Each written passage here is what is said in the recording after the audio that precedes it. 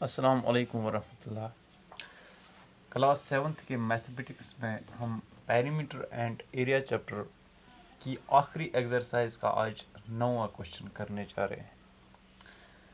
Question बड़ा interesting है और आने वाले क्लासेस जो हमारे हैं 8th 9th 10th उन क्लासेस में भी हमें ऐसे क्वेश्चन देखने को मिलते हैं कि एक सिंगल क्वेश्चन पे हमारे पास बहुत सारे फिर पार्ट्स दिए गए होते हैं और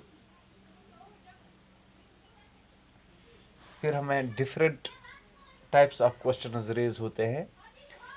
एक ही गिवन इन्फॉर्मेशन जो हमारे पास होती है, क्वेश्चन में जो इन्फॉर्मेशन दी गई होती है उसी के रिलेटेड हमें फिर डिफरेंट क्वेश्चंस पूछे जाते हैं।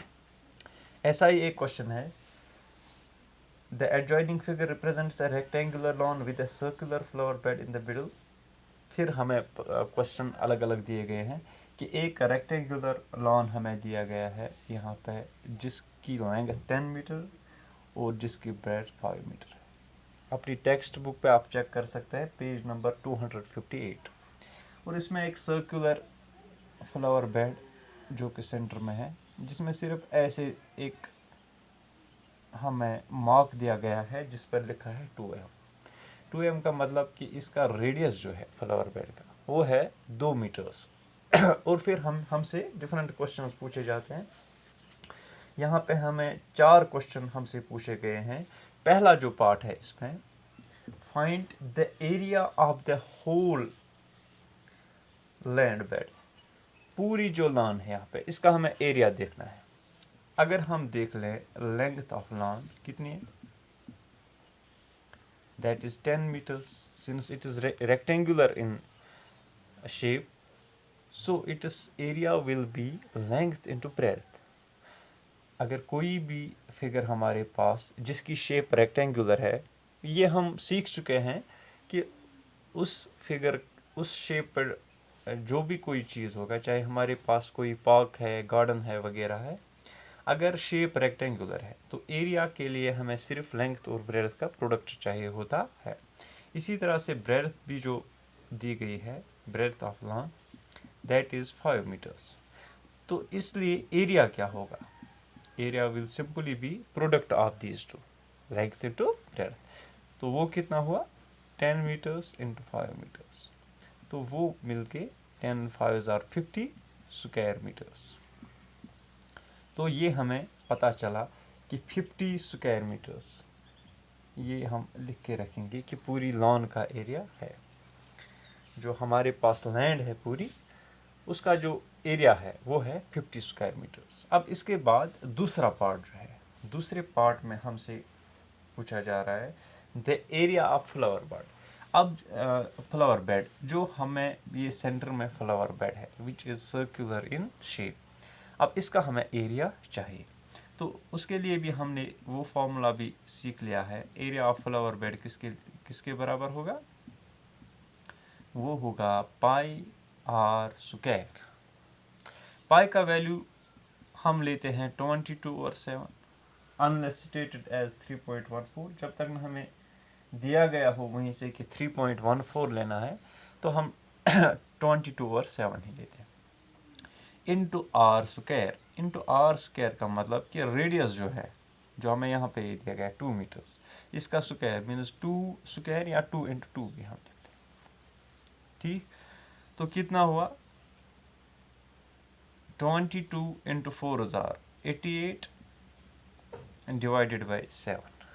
ठीक, यहाँ पे हम करेंगे 7 1 हज़ार 7, तो यहाँ से एक तो ये 18 बन जाएगा, 7 2s आर 14, तो 4 बाहर आ जाएंगे, 7 5s आर 35, तो 5 आ जाएंगे, 7 9s आर, तो ऐसा कुछ 12.59 स्क्वायर मीटर्स।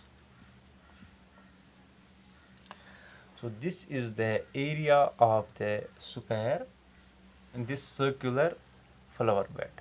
तो ये भी हमने देख लिया। अब तीसरा पार्ट जो है क्वेश्चन का, the area of the lawn excluding the area of the flower bed.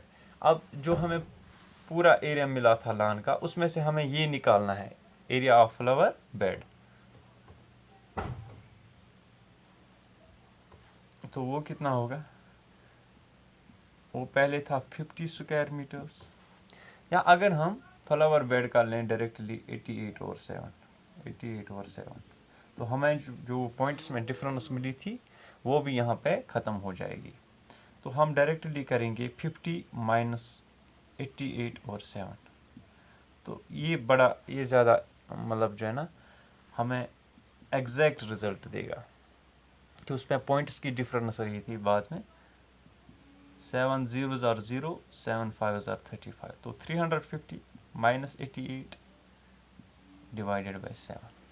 तो इतने स्क्वायर मीटर्स ये है ये जो पोर्शन है इसका एरिया। कि लॉन में हम एक्सक्लूड कर रहे हैं ये बीच वाला सर्कुलर बेड के बगैर जितना एरिया बचता है। अब इसमें हम देख लेंगे कितना है। एक तो 300 में से हम 88 निकालेंगे तो रह जाते हैं 212, और उसमें फिर 50 ऐड करने हैं तो 262। ठीक है ना। तो ये होता है आसान तरीका अगर हमें कहीं पे सब्ट्रैक्शन करनी होती है, डिवाइडेड बाय 7। तो यहाँ पे करेंगे 7 3s are 21, ये 5 हो गया 52, 7 9s are 7 are 49।